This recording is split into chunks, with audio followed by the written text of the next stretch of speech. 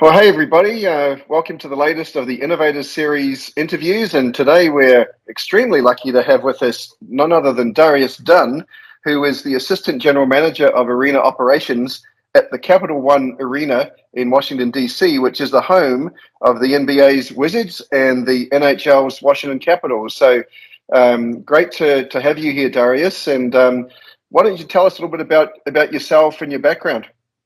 Absolutely. Thank you, Steve, and happy to be a part of this and appreciate the invite. Um, I've been probably started in the industry in '89 while still in college, and being born and raised in Philly, had an opportunity to work at the at our stadium there, which was fortunate for me because I've got an early peek behind the curtain, if you will, to both NFL and Major League Baseball. So while working in school for those really 3.5 years or so, came away after graduation with some pretty significant experience on both those leagues and some major stadium concerts at the time.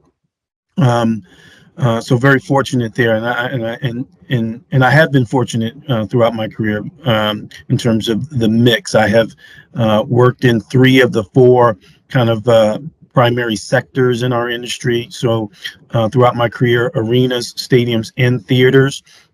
And while most of my venues have been on the university campus, so I've been fortunate to kind of get some experience on the university side.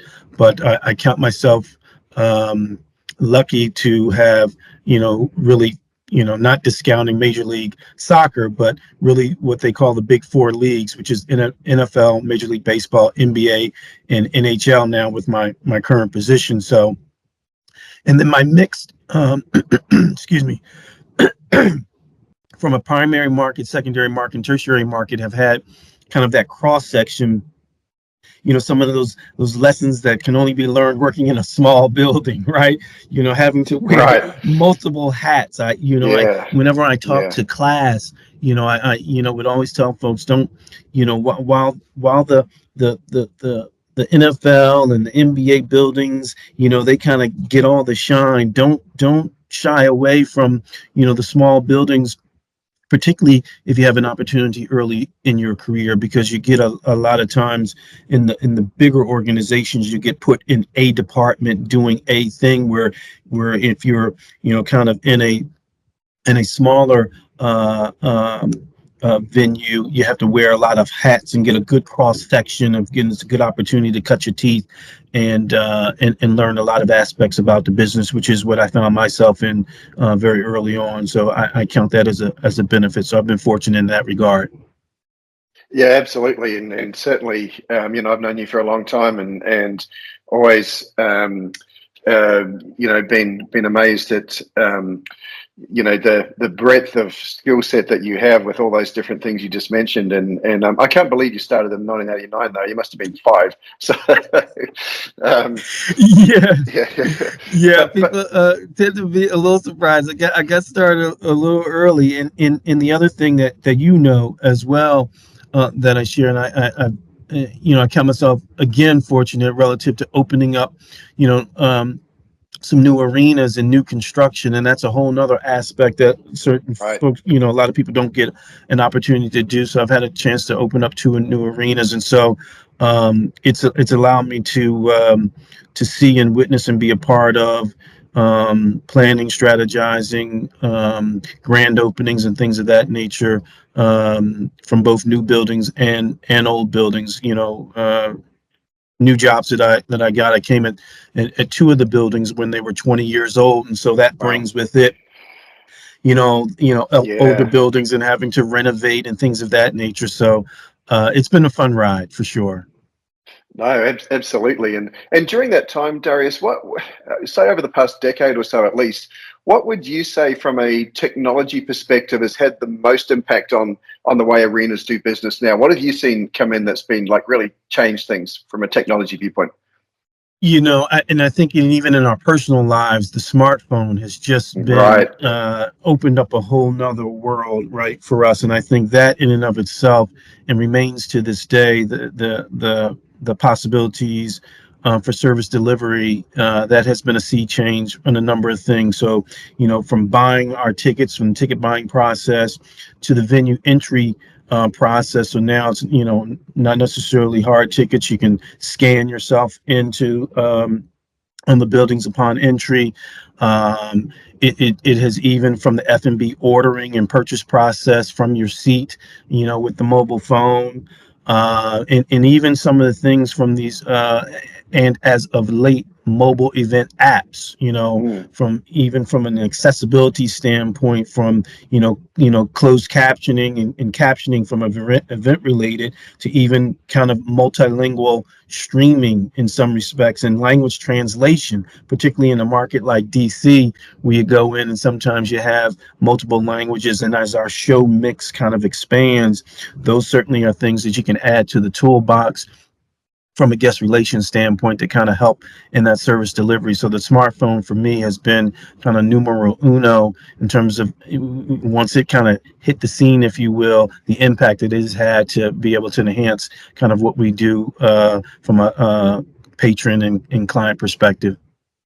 Yeah, no, I totally agree with you. It's been the game changer for all aspects of our industry, and continues to be. As you say, I think people are used to whatever they can do with their apps and their smartphones in their day-to-day lives. They want to bring that now to their entertainment and be able to have those same sort of interactions. It's pretty amazing. Exactly. And even for us, now, because of the security related measures Yeah, that we yeah, take, not being yeah. able to bring in bags, we have a bag check locker system. You can just kind of an app for that, and purchase process, and get your, so we've pushed a lot of things to the smartphone, and across all of our industries that have served us well in a number of perspectives. Yeah, that's a great point with the security aspect in that too. What do you think are the greatest challenges that the venue teams at arenas face with technology? Is it do you find that the teams embrace it, or where do you think you see where it's a bit of a challenge for them? Well, I think there's a couple of things there. One, as we look to incorporate technology into our processes, and it kind of stretches us a little bit, not to lose what I'm going to call the human element of the guest Right. relation and experience aspect of our business, because really we're still in the people business, and that Yep. face to face. And then the more we, when you talk about touchless and all of those kinds of things, some folks see it as, well, an exchange of technology for staff and personnel. So how do we keep that human connection, and as part of what we do? So Mm. integrating all of those technologies, as we try to all start to create an immersive experience from the seat, and increasing the engagement, not to lose that human element of really what um, the live event and in-person business that we're doing, particularly on the arena side. It harkens back when MTV and the music videos first Right. came out. They were like, oh my goodness, what is this going to do? Nobody's going to want to Yeah. go to a show anymore, because they could just Yep. sit at home and watch the videos. But Yep. as we learned, and was amplified by COVID, you know, we as humans love the interpersonal connection and Hmm. gathering. It is no coincidence that IAVM, in its original iteration of its branding, assembly was in the, it was the International Yeah. Association of Assembly Managers, where people come together and where they come to assemble. And despite technology, and despite we still have that, and that's a core group. It's the one thing that COVID kind of reiterated to us, is wanting to kind of get together. So, but the other challenge is going to be, as one might think, the investments that the venues make tend to be, or thought of to be, on the high dollar seats and areas. And so for us, in the arena setting, how can we spread the technology and those enhancements to all the price points, even in the quote unquote cheap seats at the top, right? Yeah. And so, Right. as we start to invest in those things, that kind of all of this digital fan engagement kind of thing. Make sure that it's throughout the venue and not just in the high dollar seats. Yeah, no, that's really interesting, and sort of leads into my next question, which is, what do you see from again, we'll stay on the technology topic for a minute, but what do you see in the technology side having the a bigger impact on arena operations Yes. as we go forward? Um, in the other part of that is going to be, we still have a lot of venues that have, that there's still a generation here that's working and dealing with this, that's not growing up, with the technology. So the training piece and being able to Hmm. use all of that and being able to adapt not only the staff, but the certain level of clientele that we Sure. have Yeah. for certain events. And so bringing those folks around, that is also going to be a challenge for us as well from a training standpoint and staying up. And then it also becomes down what becomes as I mentioned before, being in a primary, secondary, tertiary market, it becomes a little easier, or is thought of as being a little easier in the bigger buildings because we may have larger budgets. But how can the smaller building, tertiary market, small building adapt from a capital expenditure and budget standpoint to kind of keep up and incorporate some of these things that they can do, so they too can kind of enhance what they're doing for the patrons in their various communities is going to be a challenge for us as well.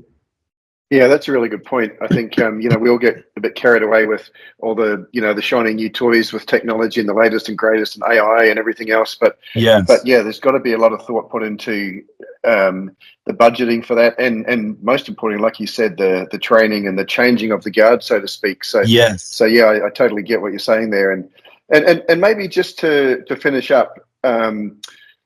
What words of advice would you have for someone that's starting out their career? I know you touched on some of this earlier on, but for someone starting their career and working in arenas, what's the golden nuggets that you could take from your career and provide to them?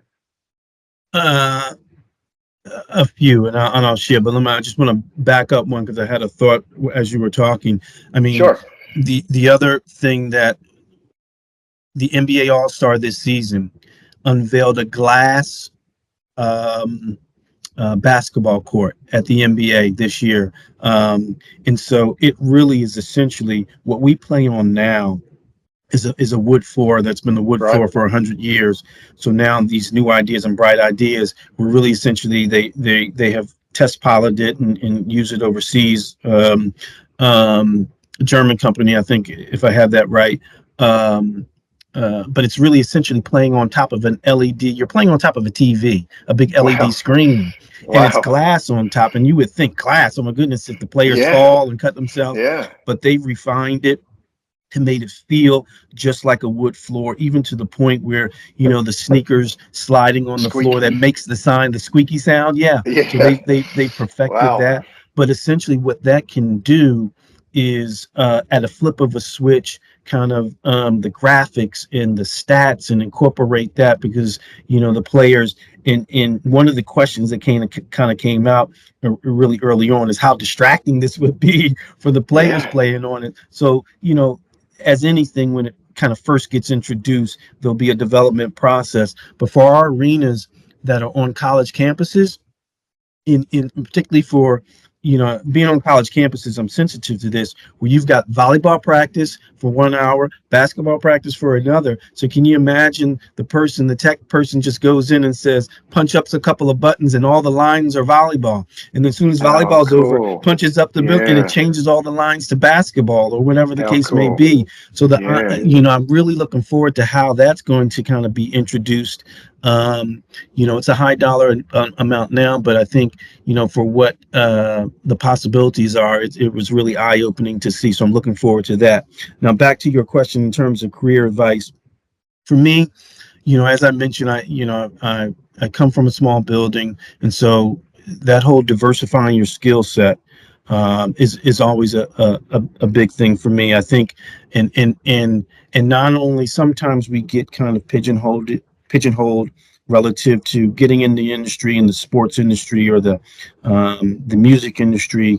That's what we in, and that's the only thing that we see. I would encourage any young managers to look outside the industry for any lessons learned that have some similarities. Hotel industries, they're also in the business of client satisfaction and client service delivery, and the restaurant industry. So are there any nuggets that we can glean from some of these dotted line industries that service clients that we can kind of pull and incorporate into our day to day is one of those things. And very early on, and I think it still holds true, particularly for those that are just kind of coming up.